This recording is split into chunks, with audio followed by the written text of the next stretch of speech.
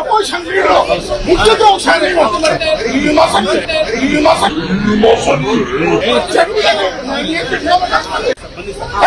Opposition leader ಮುಖ್ಯತೆ ಹೋಗ್ತಾರೆ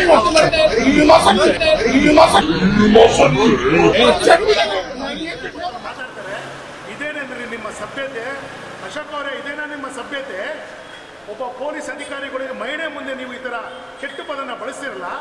RSS ಅವರು ಮತ್ತೆ ಈ ಸರಸಂಘದ ಸಂಚಾಲಕರು ಇದ್ರಲ್ಲ, ನೀವೆಲ್ಲ ಗಮನ ಹರಿಸಬೇಕು.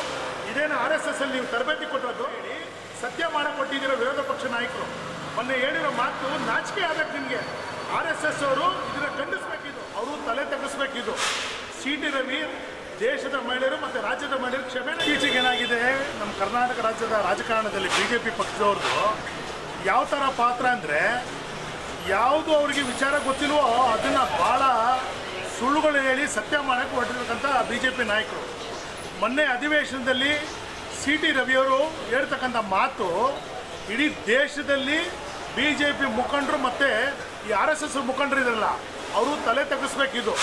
CT ರವಿ ದೇಶದ ಮಹಿಳೆಯರು ಮತ್ತು ರಾಜ್ಯದ ಮಹಿಳೆಯರು ಕ್ಷಮೆನ ಕೇಳಬೇಕು.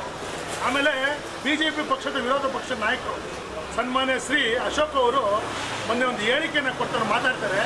ಇದೇನೆಂದ್ರಿ ನಿಮ್ಮ ಸಭ್ಯತೆ? ಅಶೋಕ್ ಅವರೇ, ಇದೇನಾ ನಿಮ್ಮ ಸಭ್ಯತೆ? ಒಬ್ಬ ಪೊಲೀಸ್ ಅಧಿಕಾರಿಗಳಿಗೆ ಮಹಿಳೆ ಮುಂದೆ ನೀವು ಈ ಥರ ಕೆಟ್ಟ ಪದನ ಬಳಸ್ತಿರಲ್ಲ. RSS ಅವರು ಮತ್ತು ಈ ಸರಸಂಘದ ಸಂಚಾಲಕರು ಇದ್ರಲ್ಲ, ನೀವೆಲ್ಲ ಗಮನ ಹರಿಸಬೇಕು. ಇದೇನು RSS ಅಲ್ಲಿ ನೀವು ತರಬೇತಿ ಕೊಟ್ಟಿರೋದು? ಆಮೇಲೆ ಬಸ್ ದರ ಏರಿಕೆ ಮಾಡಿದಾಗ ಒಂದು ಹೇಳಿಕೆಯನ್ನು ಕೊಡ್ತಾರೆ ವಿರೋಧ ಪಕ್ಷ ನಾಯಕರು, ತಿಳುವಳಿಕೆನೇ ಇಲ್ಲ.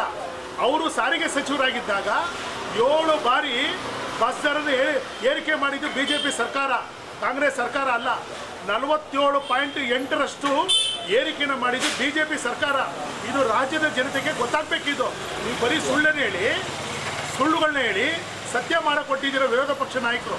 ಮೊನ್ನೆ ಹೇಳಿರೋ ಮಾತು ನಾಚಿಕೆ ಆಗಬೇಕು ನಿಮಗೆ. RSS ಅವರು ಇದನ್ನ ಖಂಡಿಸಬೇಕಿದ್ದು. ಯಾವಾಗ ನೀವು ಇಂಥ ಹೇಳಿಕೆಗಳನ್ನ ನೀವು ಅವ್ರಿಗೆ ಪ್ರಚೋದನೆ ಕೊಟ್ಟು ಅವ್ರ ಹೇಳಿಕೆಯನ್ನು ಸಮರ್ಥನೆ ಮಾಡ್ಕೋತಿರಲ್ಲ, RSS ಅವರು ಇದನ್ನು ಗಮನಿಸಬೇಕು. ಕೂಡಲೇ ಅವ್ರನ್ನ ವಿರೋಧ ಪಕ್ಷ ನಾಯಕ ಸ್ಥಾನದಿಂದ ಕೆಳಗಿಳಿಸಬೇಕು. ಕೆಳಗಿಳಿಸಿ ಆರೋಪಗಳನ್ನ ರಾಜ್ಯದ ಜನತೆ ಮುಂದೆ ಅವರು ಕ್ಷಮೆ ಕೇಳಬೇಕು ಅಂತ ಹೇಳಿ ನಾವು ಈ ಮುಖಾಂತರ ಖಂಡಿಸ್ತಾ ಇದ್ದೀವಿ. ಸರ್, RSS ಅವರು ಹೇಳ್ತಾರೆ ಮಹಿಳೆಯರಿಗೆ ಪೊಲೀಸರಿಗೆ ತುಂಬಾ ಮರ್ಯಾದೆ ಕೊಡ್ತೀನಿ ಎಲ್ಲರಿಗೂ ಅಂತ ಹೇಳ್ತಾರೆ. ಅದ್ರ ಬಗ್ಗೆ ಎಲ್ಲ ಹೇಳ್ತಾರೆ ಸ್ವಾಮಿ, ಇದೇನು ಅವ್ರ ಸಂಸ್ಕೃತಿ. CT ರವಿ ಮಹಿಳೆಯರ ಬಗ್ಗೆ ಹೇಳಿರೋ ಪದ ಇದು ನೋಡ್ತಾ ಇದ್ದೀರಲ್ಲ, ಆರೋಪಕ್ಕೆ ಹೇಳಿರೋ ಪದವನ್ನು ನೋಡ್ತಾ ಇದ್ದೀರಾ. ಇದೇನ ನಿಮ್ಮ ಸಂಸ್ಕೃತಿ? ಇದೇನ ನಮ್ಮ ಹಿಂದೂ ಮಹಿಳೆಯರಿಗೆ ಕೊಡ್ತಿರೋ ಗೌರವ? ಇದು ನಮ್ಮ ರಾಜ್ಯದ ಮಹಿಳೆಯರಿಗೆ ಕೊಡ್ತಾ ಇರೋ ಗೌರವ ಇದೇನಾ?